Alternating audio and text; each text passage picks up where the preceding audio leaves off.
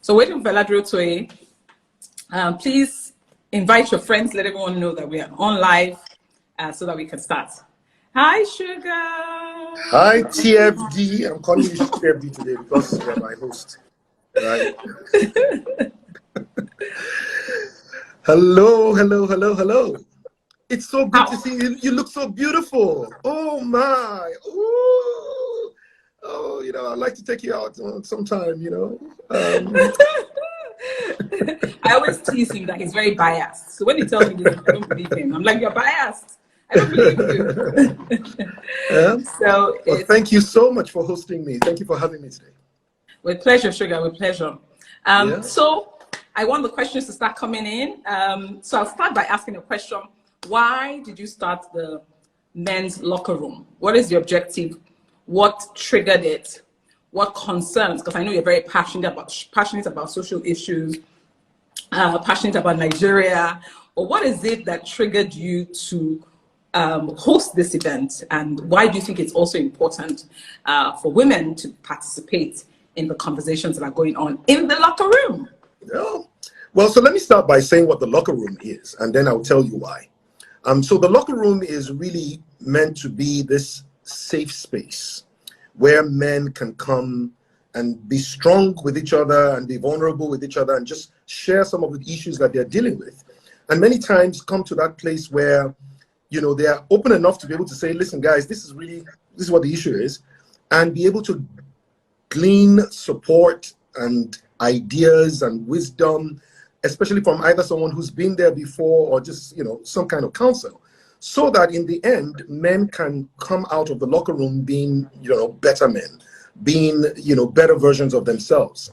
As you know, or you may know, locker rooms are usually used in sports and in stadia, where before you go, a team goes to play, the guys come and they huddle in there, and it's the one place they can take off their clothes and not be ashamed with each other. And one of the things that men wear the most is their ego. And then they wear all this. I mean, you and I talk about this all the time, how a lot of times when the guys come in, they want to just be boasting to each other about all their accomplishments. But sometimes they don't really deal with the issues that they're really facing. They're kind of like, and so we want a place that is so safe for them to be able to do that. That's number one. And you ask me why? Well, in part because my ears are full, and so are yours, in the sense that we've had the privilege of mentoring men of all ages and women. And many times the men come in, and when they choose to be, they'll tell you some of the things that they're struggling with. You'll be wondering, why didn't we talk about this all this while? And many times then it's their wives or their fiancés or that would say to you, oh my God, this was the kind of challenge that I faced with this guy. And, you'll be wondering, how come this guy didn't reach out to anyone for help? So in the end, it became clear that, look, women are always having all these amazing programs. It's like when you ask yourself, where are the men? Where are the programs for men?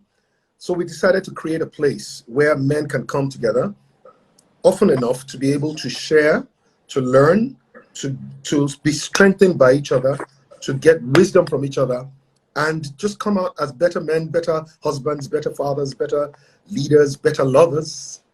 Better lovers. Better lovers.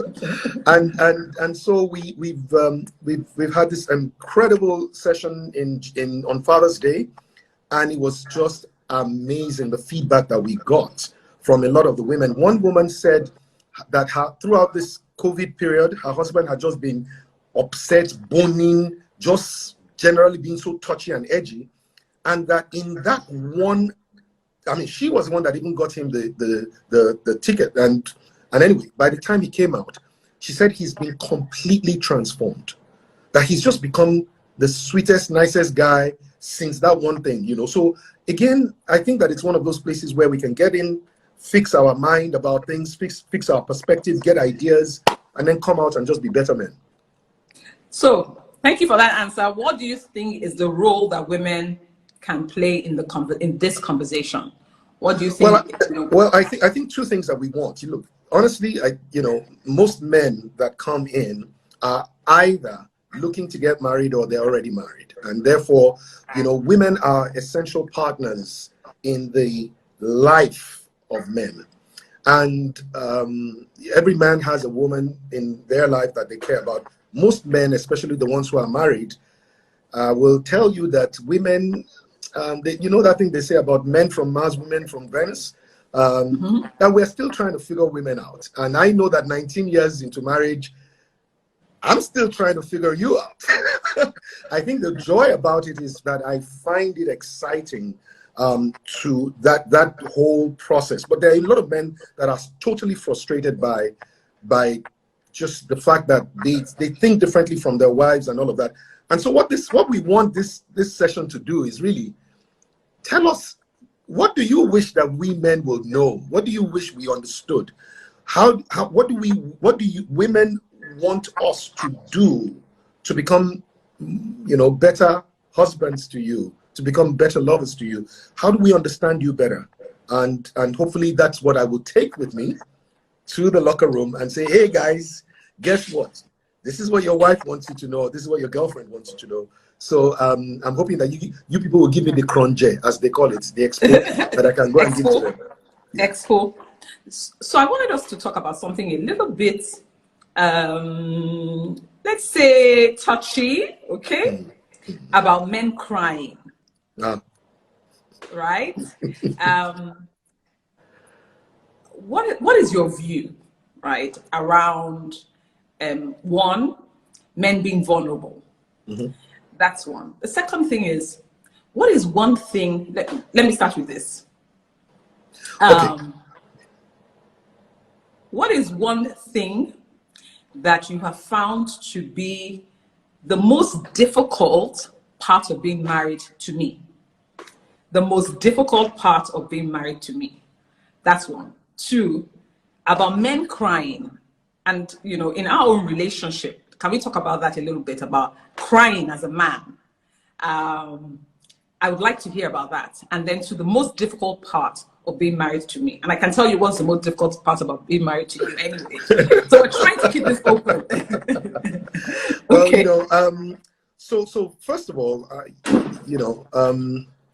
it's difficult for men to cry because we were raised to be this masculine, you have to be, we were taught growing up one way or the other, either through the men that we saw, that it being emotional, and worse still, expressing your emotions is a sign of weakness. We were taught to believe that men have to be the strength of their homes, and that is true. But that if a woman should see you cry, then she will see you finish. At least permit me to use that terminology. She would that in a way she will never respect you anymore. That she can only admire you when you are this strong he guy, and so regardless of whatever it is that we go through, and we try to always keep it up. We try to keep up the facade, and so maybe we're dealing with really heart-wrenching issues that could be from outside or from inside the home, and I was like that. I was the guy who just never wanted to be totally vulnerable. I was a guy who tried for so many years to always, because I was always trying to be the strong guy, the guy that my wife can be the baby with. So, and I'm married to a very strong woman. I don't know whether you know her. Her name is Tara Fela Durotoye. She's a strong woman. She's a strong entrepreneur. So I've always wanted to have that place in our home where she can come and be baby. She can come and be kitten instead of lioness out there.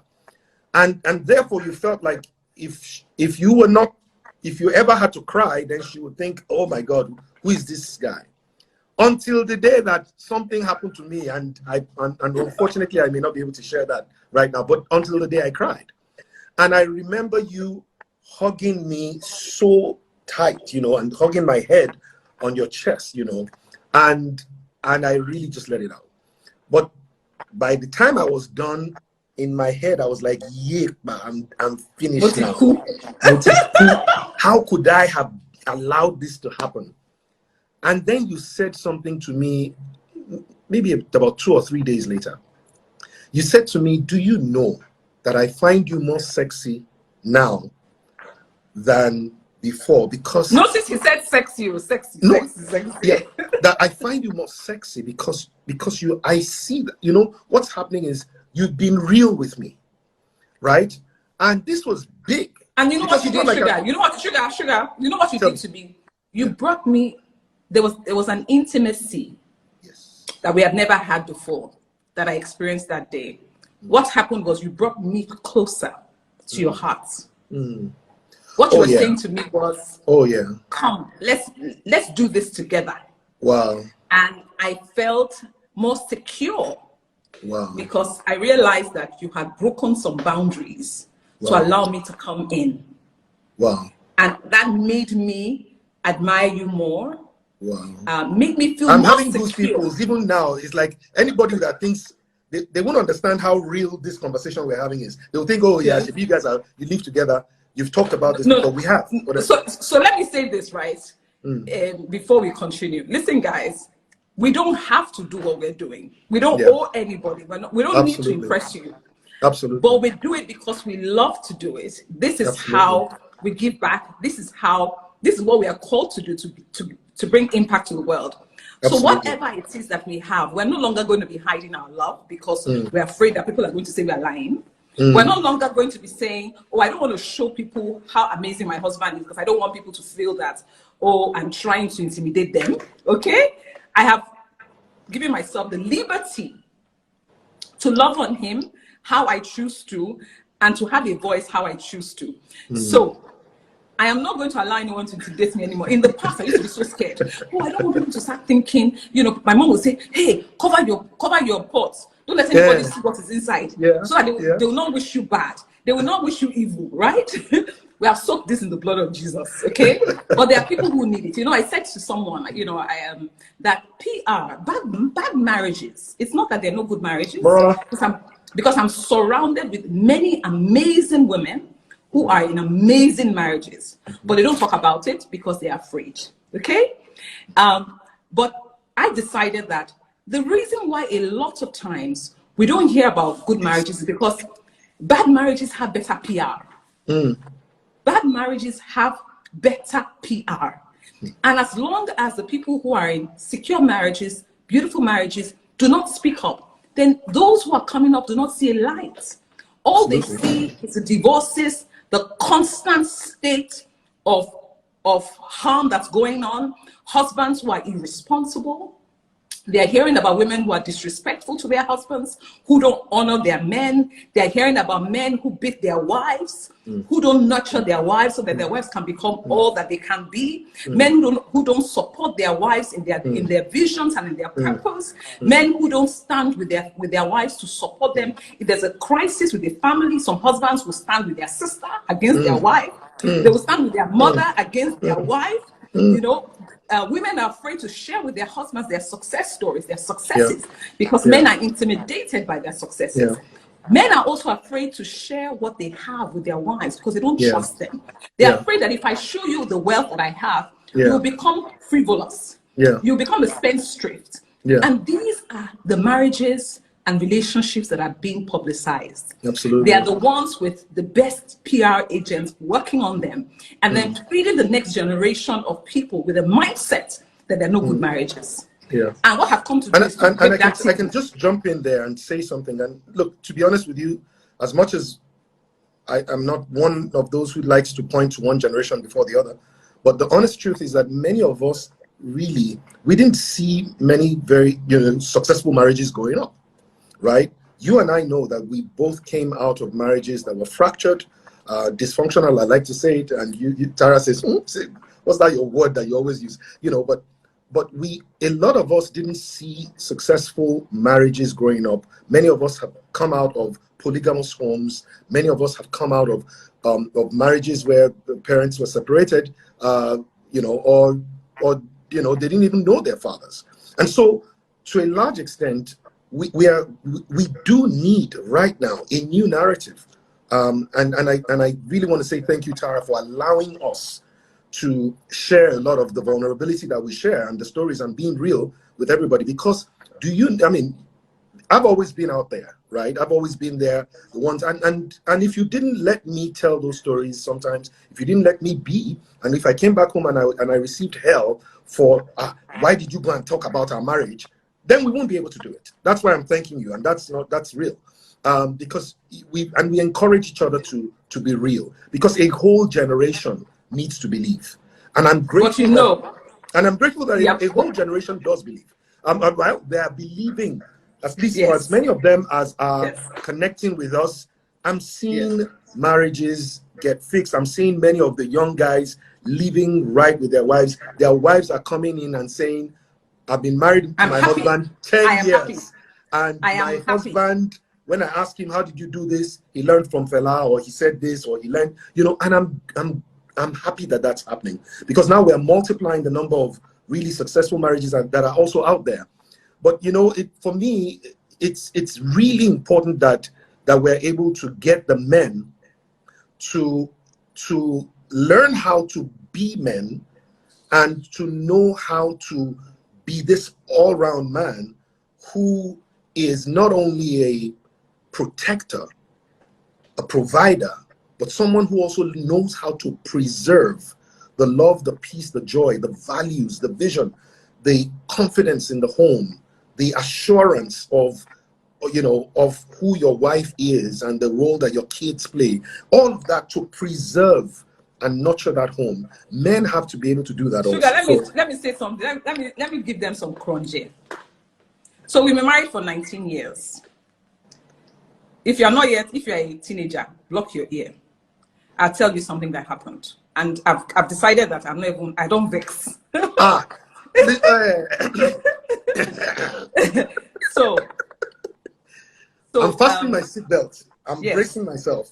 So Fela and I we're watching a movie. We're watching something on TV. This new Walt Disney thing, and it was no longer clear. And maybe a few days before that, I was going to be fasting. And what it means was that if we're going to be fasting, then there'll be no, So in looking at the time, I realized that if nothing happens now, it means that the fasting will not allow us. So what did we do? We went into the room, put up the lights. We played, Sugar, what's the name of that song? This Is Why I Love You. And it's by song. Major, a guy called Major. Tara loves the song, really. Yes. And our children were downstairs. We played the music, right? Very loud. And very loud, right? The room was dark, and we had such a swell time. When I say swell, Amy says that she's a teenager. You have children that are teenagers. You're calling yourself a teenager. We had a swell time. And guess what Fela said to me after? He said, this is like when we have our annual honeymoon. So the experience was like our annual honeymoon. Listen, guys, what you are seeing is not because it is happening by some magical dust being sprinkled around the place. It's intentionality. It's playing the music. It's deciding that the song will be written by Major or Mayor, right? It's logging onto YouTube and playing the song and replaying it. And when it stops, you replay and you replay until the atmosphere is charged in a way that yes, she's speaking in tongues, she's Muslim. Right? Sex therapist is here, she's shouting here, dancing. And guess what? This is 19 years after. Listen, if you are married, you can have this. Absolutely. Right? You can have this. If you are a woman, you can have this. If you're a man, you can have this. And we looked at ourselves at the end of that day, and we were grateful to God, because we're saying 19 years after, I still feel this, I still have this feeling about you. I still enjoy this feeling about you. Sugar, I want us to go back to that vulnerability question. Yeah. Since that time, can you count how many times you've cried? Well, I don't know whether it's a lot, but I have not, and sometimes crying is not always about, it's sometimes just being able to tear up. I honestly can't say, but one of the things that I know is that I'm not scared. I'm not scared to share. You know, and that I think is the most important thing, that I don't feel like I need to walk away from you should something hurt me so deeply that I would cry. I don't feel the need to walk away because I know that I'm safe with you. But that safety, it didn't happen by chance. I mean, I didn't assume it. I didn't even know that it was going to be there. And this is one of the things that I'm hoping that I can take here from, you know, from the women.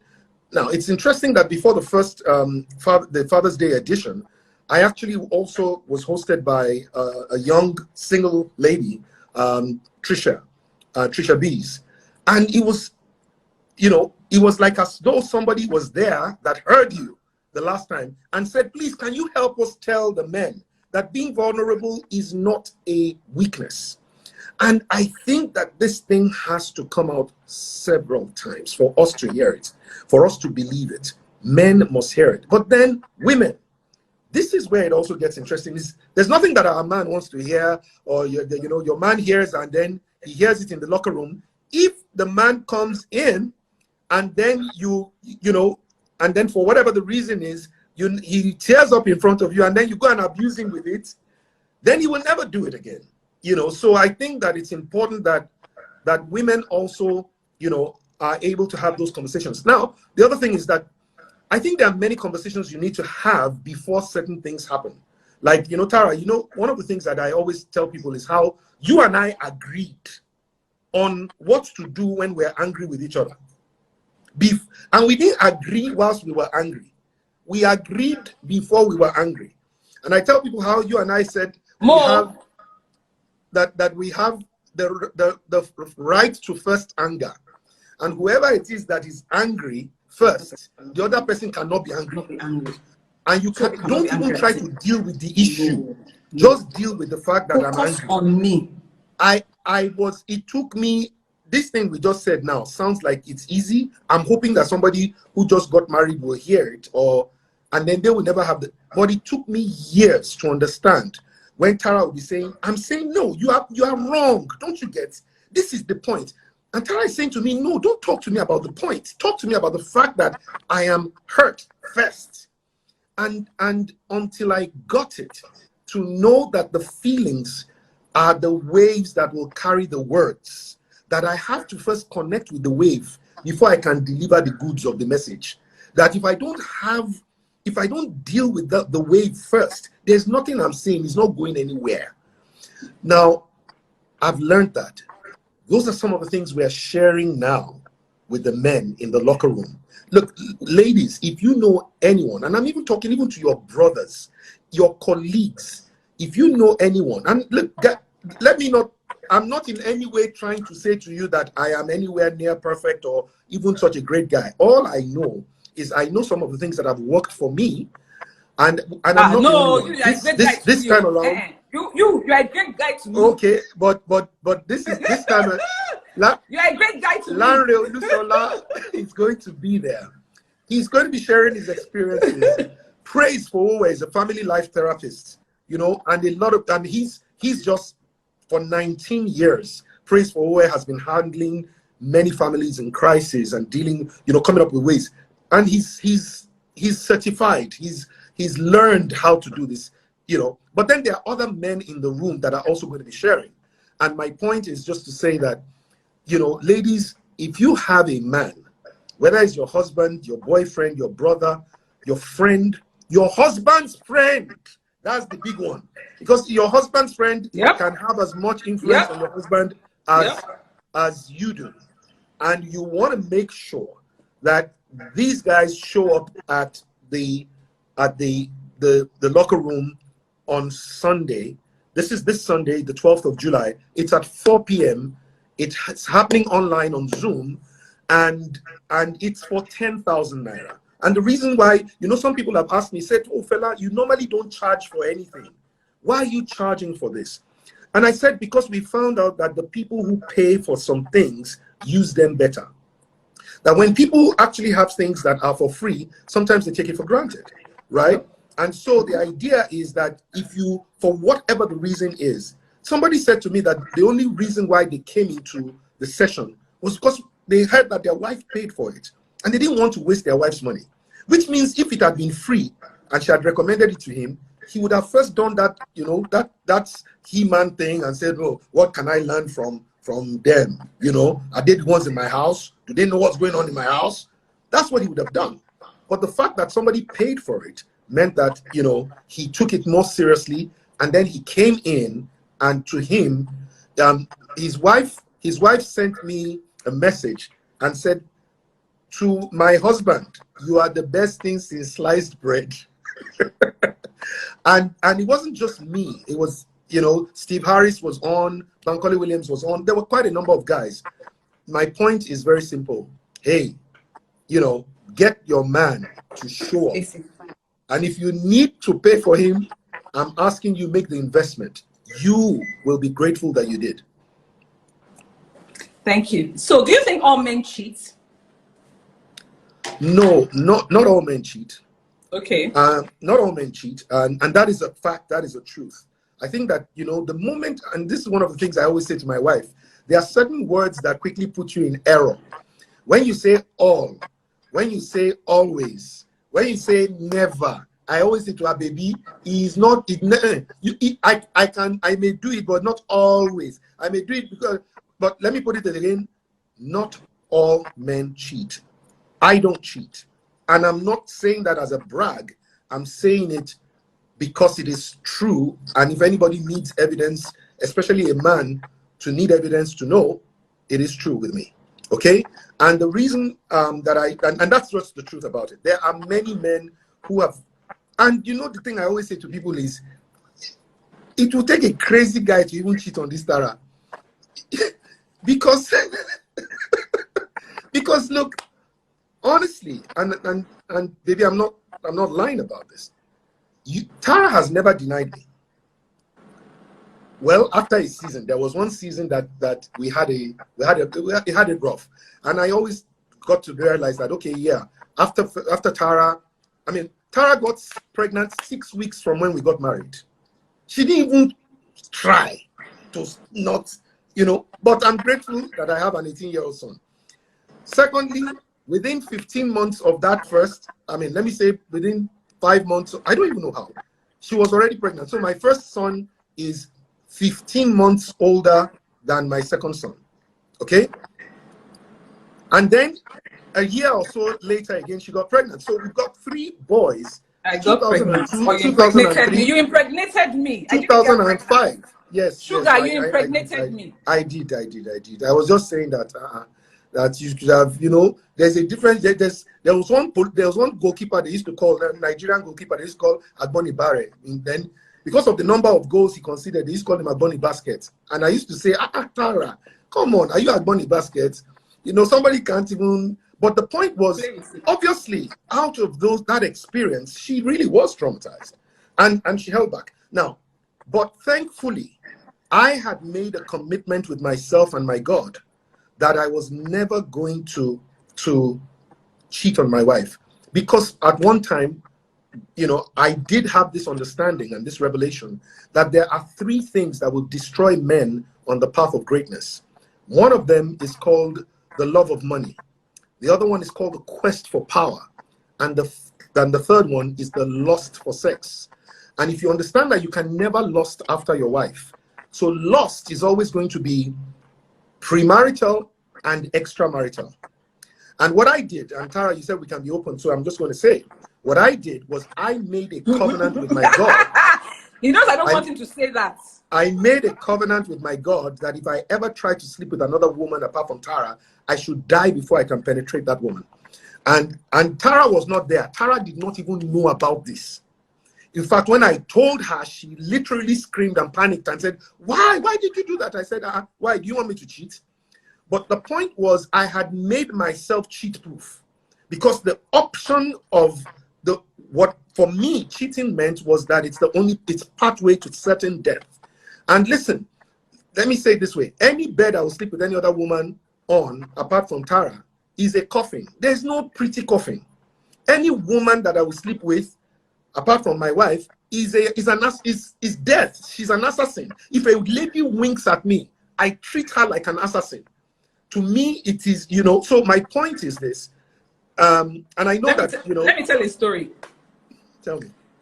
So, about maybe 12 years ago, maybe 15, let's say 15 years ago, there was a lady who was working at a bank, and Fela was doing some consulting work for that bank. And she started to, she used to call him, and she was probably in charge of the project. So they were having conversations about the project.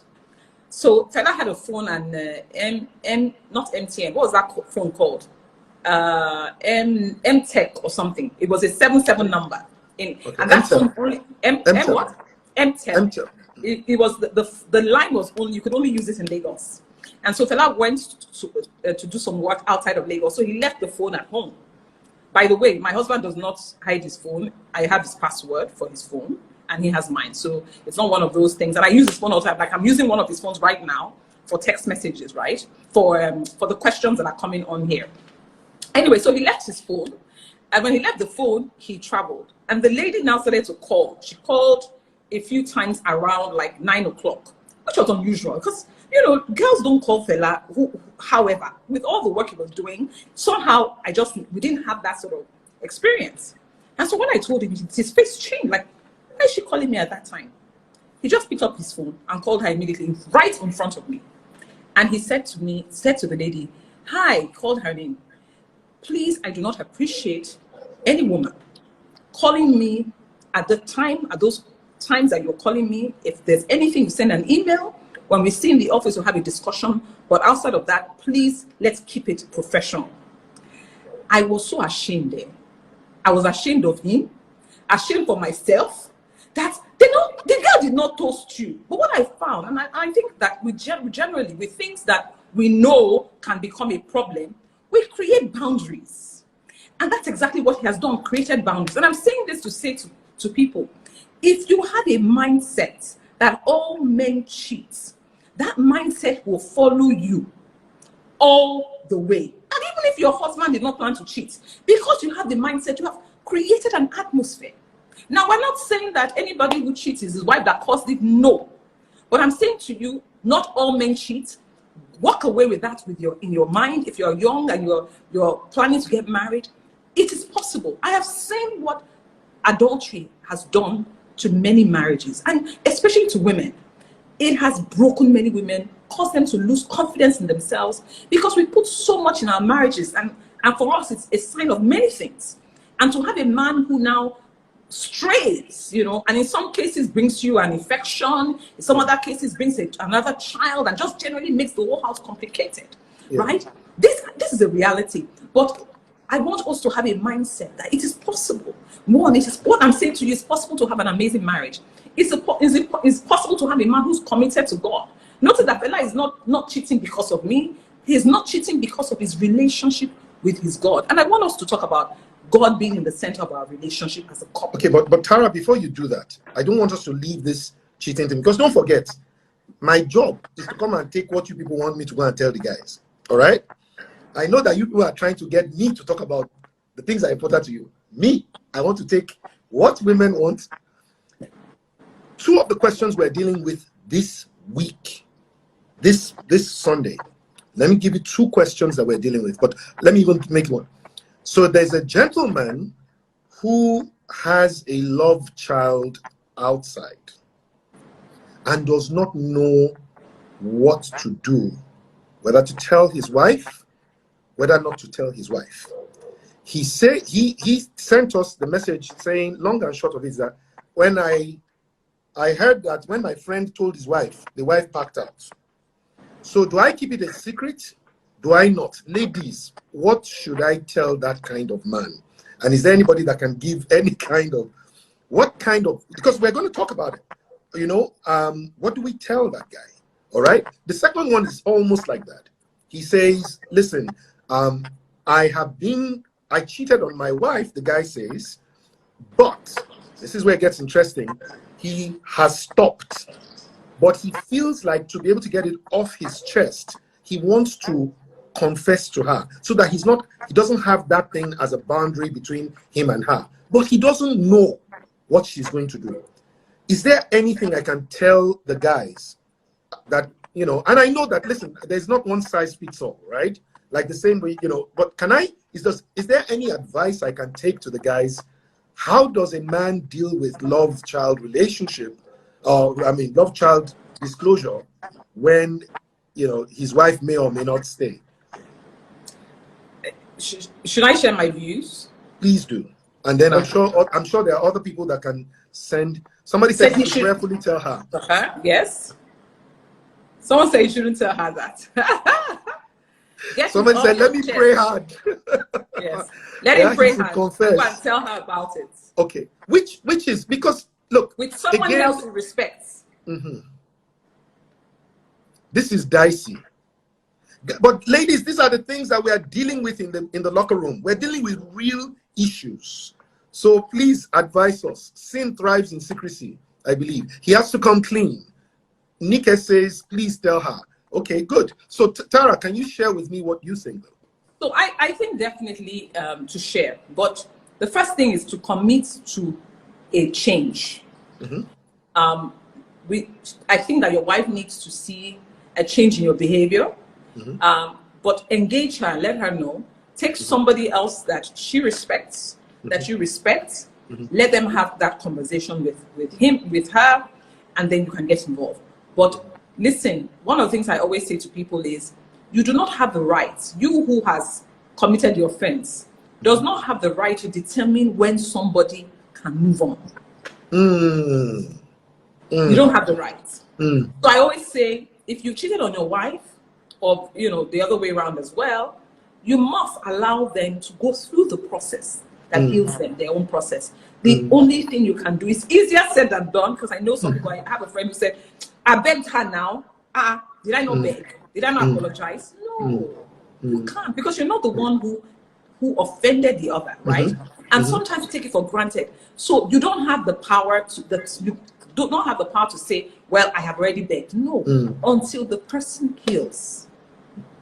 Oh yeah, I mean, and this is amazing, this thing you've said, because you know, one of the things I mentioned in the last locker room, and a lot of men just said this thing really touched them, was I said it is easier to cut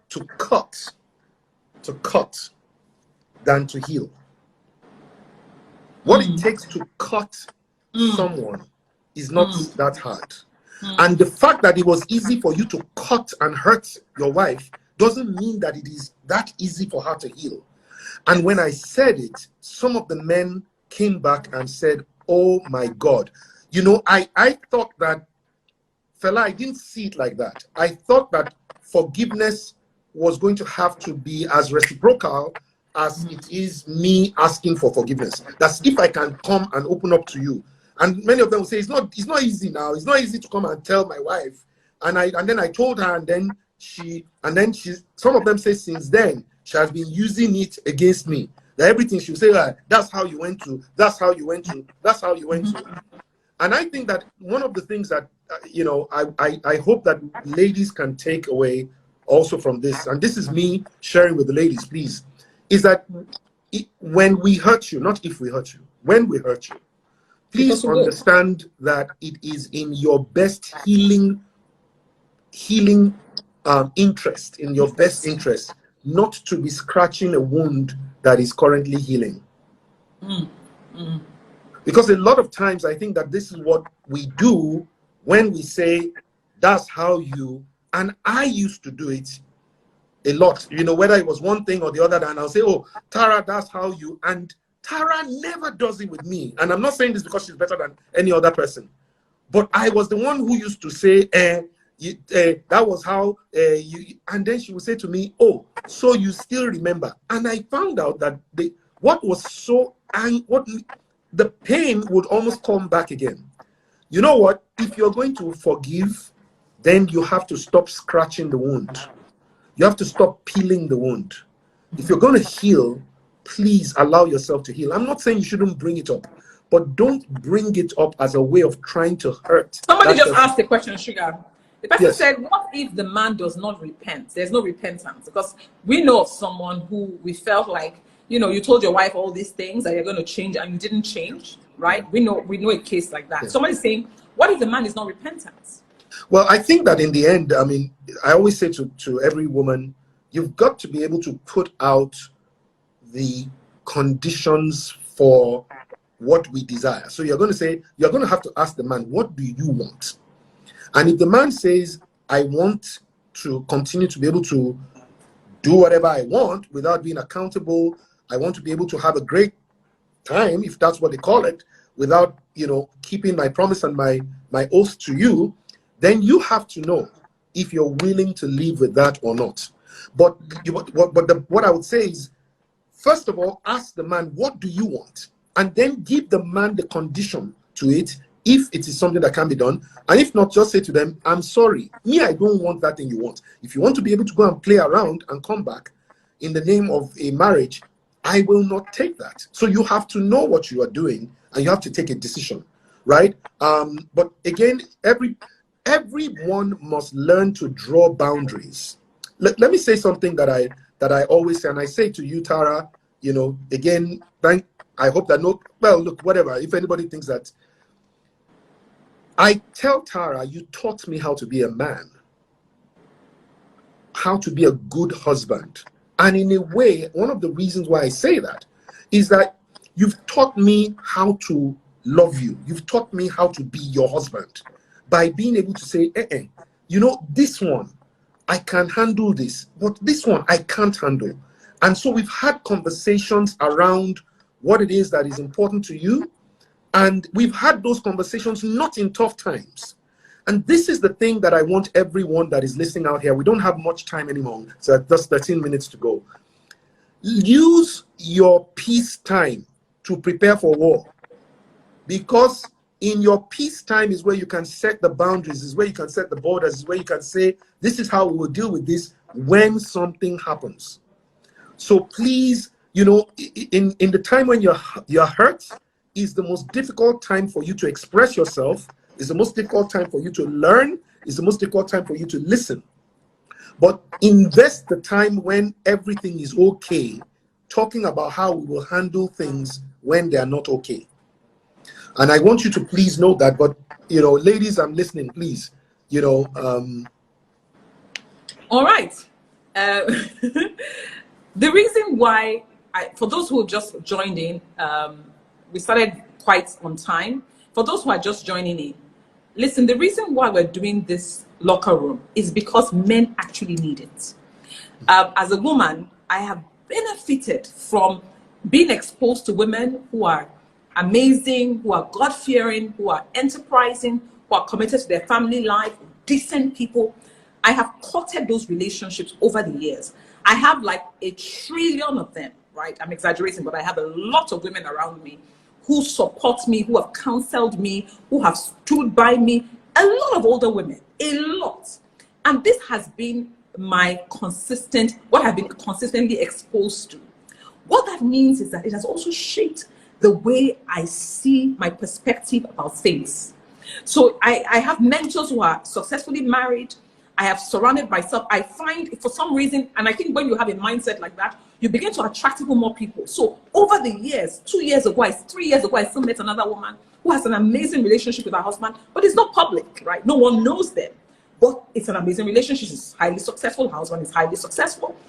All right, Tara, can I interrupt you? Because somebody was saying, I haven't answered that first question. What do I find most difficult about being with you? Okay. Well, let me put it this way. Tara's mind is a bumblebee. Bumblebee. I haven't heard that one before. You can be talking to Tara. No, not forget that you are talking to Tara. Tara can be talking to you right now about one thing. And if you walk in House of Tara, close your ears. If you are here and you walk in House of Tara, close your ears. And then she takes what would be natural, a breath, and the next thing that comes out of her mouth, I'm trying to figure out, I'm sorry, how does this relate with what we were just saying? And she'll say, oh, sorry, I've already moved on. And I'm like, what? That is, my wife is she's the most unpredictable human being. And she believes, she actually, now, you know what? I now find it sexy. Okay? In other words, there was a time I was confused. I would be completely lost because me, I'm a consultant. I'm an analyst. Another interesting thing. Now sometimes people are here commenting. I'm sure they know this is true, So that is really challenging to and somebody will say, I bet that's not a challenge. But it is. It is, everybody has the things that really trip them up. For me, that is one. The most difficult thing that used to be, and she's working on. And that's when you doubt your own sanity.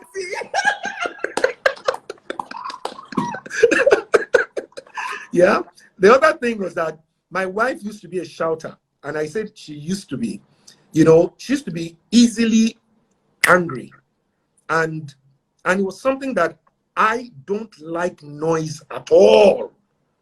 And what then happens was that the moment she gets angry, whether it's at at gifts, at the lady who manages, home, or she gets angry with the kids, or she gets angry with somebody, instantly I trip off. And then I begin to get angry for the fact that, so that used to be something, but then we've had to talk about it often and often enough to come to the point where I now know that she's making such a huge effort to not get angry, to not shout. In fact, one of the things that she'll say is, once Gift does something, she'll just say, anyway, your daddy, you know what, your daddy's at home. I will not shout now, and I know she's trying. So that has been the most difficult, I guess the two most difficult things. Just have. So let me describe how, and I think how we are raised determines some of these things. Fela's mom speaks in a low tone, like all the time. Like everything she says is like with this sweet voice. So you can imagine being raised with a woman who speaks that way. Then you don't marry someone who shouts. My husband will be, first of all, he will be destabilized. Like he'll be confused. Like, I don't know what's going on. He'll be having dizzy spells, right? And I understand, and I come to understand, Sugar, I'm like 90%, like I don't No, you are, please, guys, I'm pleading with you, not because you're here. I think it's unfair want you guys to please help me honor this lady for the effort she's made to not shout in the past few years. Okay, but she has really tried. I've tried. I'm really tried. Gift knows now. Should we call Gift? Let's call Gift. She said, "Mommy has tried. Mommy does not shout." No, you've done well, baby. But it was the most difficult thing I've had. But now, it's still, But look, the thing about it is, ladies, please, look. To be honest with you, there is no man that is perfect, and every man that is strong in an area is struggling in an area, and every man who's struggling somewhere, give him some credit. He's strong somewhere. And so what we're saying is, listen, men have men issues. Men have issues with women. Whether it's man issue or man with woman issue, we discuss them at the locker room. And the idea is that nobody is better than another one, but we come and we share with ourselves. We strengthen each other. We encourage each other. We share practical ideas, whether it's about business, whether it's about career, whether it's about money. You missed two things. You missed two things. One is God being in the center of our relationship, how that impacts on our relationship as a couple. If you can give a quick answer to that. We only have 6 minutes. The second one is, I want to just say this in closing, and you can respond with your answer. The reason why I advise women who are here to invite their brothers, their husbands, their boyfriends to the locker room is because we all need mentorship, everyone. And that's what I was trying to say. If what you're seeing, what you focus on determines your behavior and the culture around you.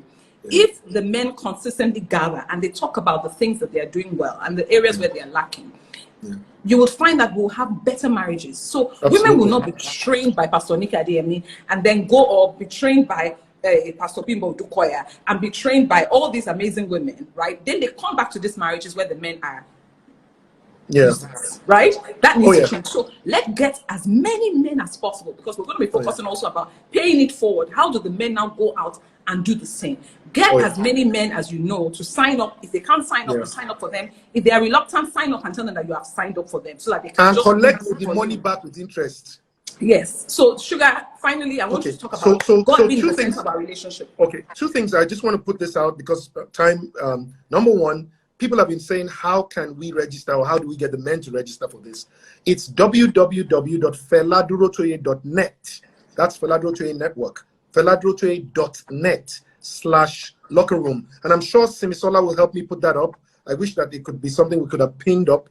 www.net/locker room, all small case. And that's happening on Sunday, the 12th of July, and it's at 4 p.m. Okay, the last locker room was filled up and sold out. So we always tell people, don't wait till later to do it now. Register now and collect the money from your husband later. Register for that. But at the center. So I've told this story before. Some of you have heard it about how Tara and I were almost, going to have, in our 8th month of marriage, she was almost going to walk out because at that time I used to, not wanting to say the wrong thing, I used to be quiet if I was upset, and then I could go on for quite. You used to keep malice. And I wasn't keeping malice. It was that I was quiet. Cut the long story short. One day Tara says, look, I'm leaving. And she had packed her things in the car, put it in the car, and she was about, but it was around 11 p.m. There was no shout in our house. There was no vexing. Please, listen, peace is not the absence of shout. Peace is not the absence of fight. The fact that there's no fight and there's no shout doesn't mean you're at peace. Okay? But let me quickly go on. Tara packs her things. No shouting in our house. She puts it in her car. Then she decides to stay till tomorrow, till the next day for the sun to rise. And I'm there just thinking to myself, I didn't tell you to leave, but if you leave, you're not coming back to this house.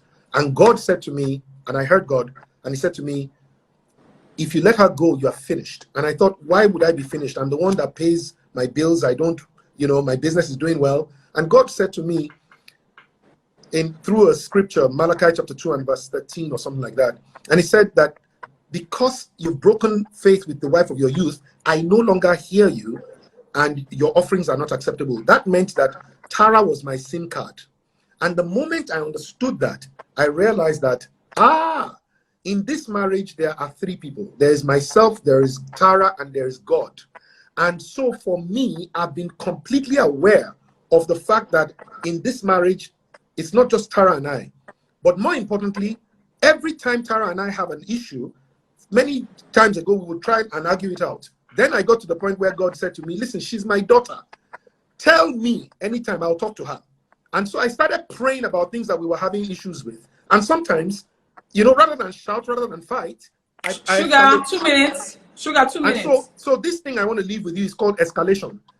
Rather than fight your husband, fight your wife, I would escalate it. I'll pray about it. Tara will pray about it.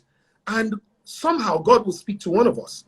And so we found out that because we are aware that God is in our home, the last thing is about when we, whenever I have needs in my home, because I'm aware that God is the head of the home and he cannot be the head of our home and will not provide. I always say to him, Lord, my heart is willing, my hands are ready. Flow with me the resources that your daughter needs. When I speak to God about Tara, I call her your daughter. I don't call her my wife. I say, God, your daughter. And if you know the way that men treat their daughters, I can't slap Tara and expect that her father will now be okay with me. He's going to deal with me. So those are the kind of things that in the way that I relate with my wife, I relate with my wife with the consciousness of God in our marriage, in the consciousness of the fact that she is God's daughter. And that is very important to me, and it really helps the way I relate. Thank you, Tara. Thank you, everyone. Please get your men to come, but www.feladurotoye.net/ Now, if you don't know, you can go to my bio at Fela Durotoye on Instagram. Go to my bio and you just click on it. So if you can't remember it, just go to at Fela Durotoye on Instagram, and you can do it right now. Don't wait until tomorrow. Do it now. So we are not able to answer all your questions. So sorry, but we tried our best. It was lovely.